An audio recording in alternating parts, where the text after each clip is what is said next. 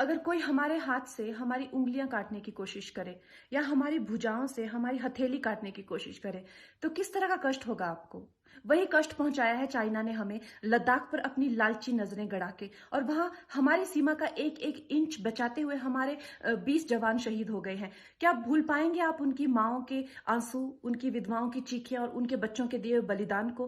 क्या ये सोचना ठीक है कि सेनाओं का जो सरहदों पे जो युद्ध होता है वो सिर्फ सेनाओं का होता है, वो सिर्फ सरकार का होता है? क्या उसमें हमारा कोई योगदान नहीं है? क्या हम भूल गए वो वक्त जब महात्मा गांधी जी ने कहा था अगर अंग्रेजों की रीढ़ तोड़नी है भारत में तो उनके बनाए हुए हर उत्पादन का बहिष्कार करना पड़ेगा?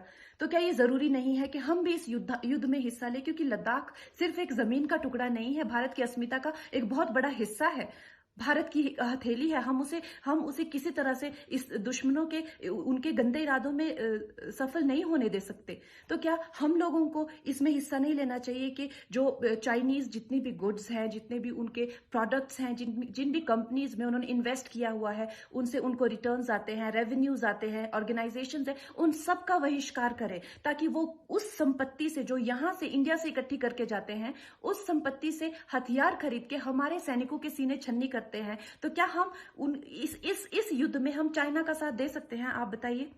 ये क्या हमारा कर्तव्य नहीं है कि हम अपनी सेनाओं का और अपने सरकार का साथ दें?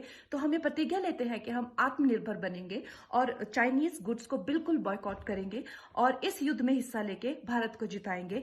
जय हिंद।